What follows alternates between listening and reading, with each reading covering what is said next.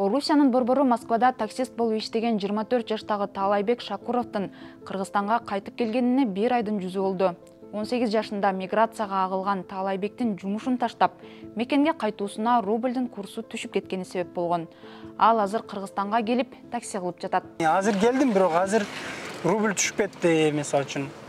Невыгодный болуп калды бир азчы. Иштейбиз, бир аз көбүрөөк иштеп калдык. Невыгодный дегенде кандай? Курс түшүп кетти да, мисалы үчүн бир болбой калды. Азыр 1000 рублиңиз 900 сом болуп калды да. Акча салып турасыз, Айына акча салып турам, мисалы үчүн 40 миң, 50 миң салсаңыз, наоборотунан да аз болот. Мисалы үчүн сомгочу 50 миң салсаңыз, 45 миң, 43 миң ошондой болуп калат да, примерночу. Бул жакта ким бар? Үй-бүлөңүз барбы? Бул жакта эми ата-энем да бүт, ата-энем, туугандар ушул жакта. 3-1 тууганмын. Эң кичүүсүмүн, байкем бар, эжем. Алар өзүнчө семейный. Ата-энеңиз сиздин колуңузда экен да анда? Ата-энем мен эң кичүүсүбүз. Ата-энем деле жаш эле, бирок 68-69 да. Үй салдык, мисалы үчүн үйүм эски болчу. Үйдү жаңылап, салып,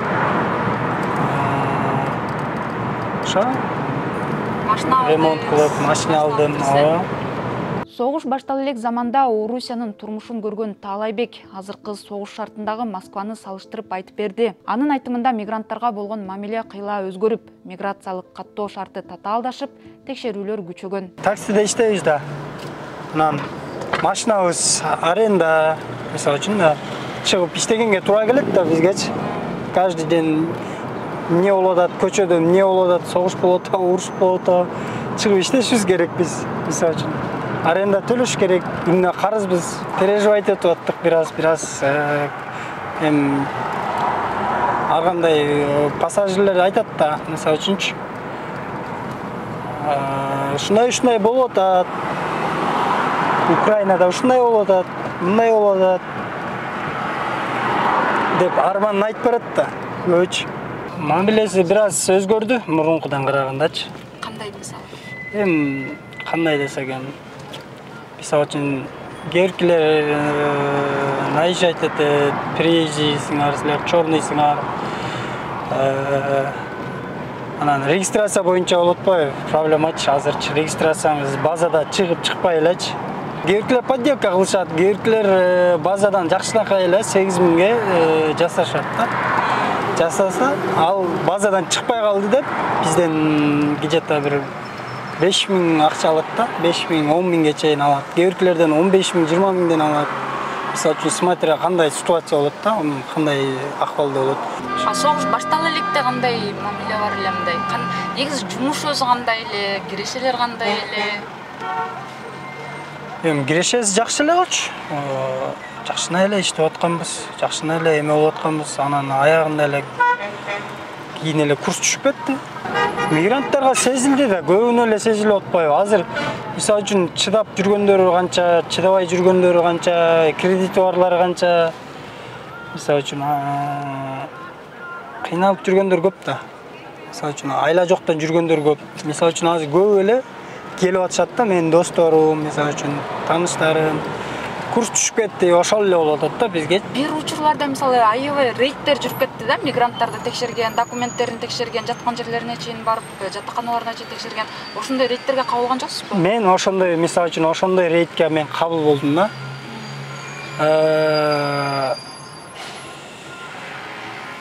Үйдөн чыктык, квартирадан, короче, квартиранын ээси этакта кыргыздар эметет да. Снимать этипчи. Квартиранын ээси келет. Жалаң кыргыздар жашайсыздар, э? Жалаң кыргыздар да, жаш балдар, өзү тең туштар балдар. Чыгып кармады дагы, карады дагы, мындай карап туруп бир орус келип туруп сатып койду. Короче, ушул жерде жашайт булар. Незаконно. Пропискасы жок, незаконно жашашат. Деп эле кармады дагы. Үчөөбүздү салды, дагы 2 бала бар болчу квартиранын ичинде, квартиранын ичиндеги 5 бала бар болуп. баарыбыз салып кетти, машинасына салып алып барып, отделенияга алып барып, ошол жактан положено кармап, 5-6 саат кармады, отделенияда кармап туруп эле.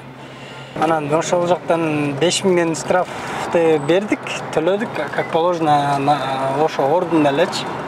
30 сентябрга карата рубльдин курсу 92 тыйынга тете болууда. Салыштырып айтсак, 2022 жылдын алдыңкы 6 айында Орусиядагы мигранттар жалпы 1 миллиард 284 миллион доллар которгон. Ал эми 2023 жылдын алдыңкы жарым жылдыгында которуулардын көлөмү 871 миллион долларды түзгөн.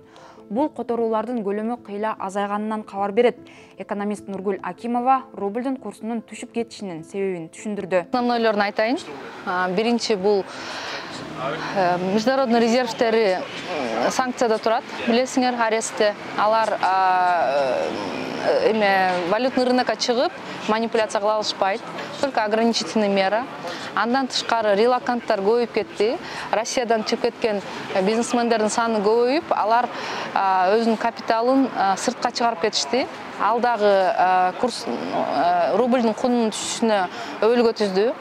Дагы бир чоң фактор бул нефтинин арзандап кеткени таасир этти. Тактап айтканда, нефтинин баасы түшүп кетти. Россиянын көбүнчө выручкасы нефти газдан түшөт эмеспи, аны билесиңер. Анан Европа санкция койгонуна байланыштуу газды Европага эмес Азияга сатып баштаганда анын жол киреси кымбаттады жана башка накладной расходтору көбөйгөнүнө байланыштуу россиялык нефти газ чыгарган компаниялардын прибыли азайып, ал дагы болсо ошо экономикага таасирин тийгизди. Жумушчу орундары азайып атат. Азайганы дагы бул экономика өспөгөнүнө дагы бир өбөлгө түзөт. Ал дагы рубльдин кунуна тиешеси бар жана общий ошо зарплаталардын азайыш, эмеси төмөндөшүнө да таасирин тийгизет да. Рубльдин баасына согуштун таасирин айтып берсеңиз. Согуштун бирден бир таасири бул ошо санкциялардын кириши. Силер билесиңер, ошо көп орус жарандары чыгып кетти мамлекеттен. Көбүнчө ошо бизнес менен алек кылгандар чыгып кетишти. Алар мындай болду да. Эгерде бизнес тармагында иштегендер чыгып кетсе, алар жумуш орундарын алып кетти, капиталын алып кетти. Ошентип экономикалык жаман жагдайларга таасирин тийгизип атат да. Андан тышкары ошо согуш болбосо арестке түшмөк эмес да, международный резервтер.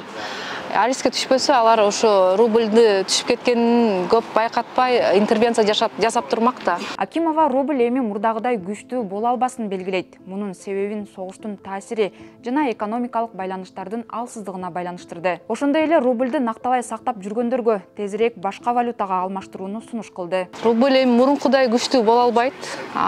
Бул үчүн көбүрөөк убакыт керек.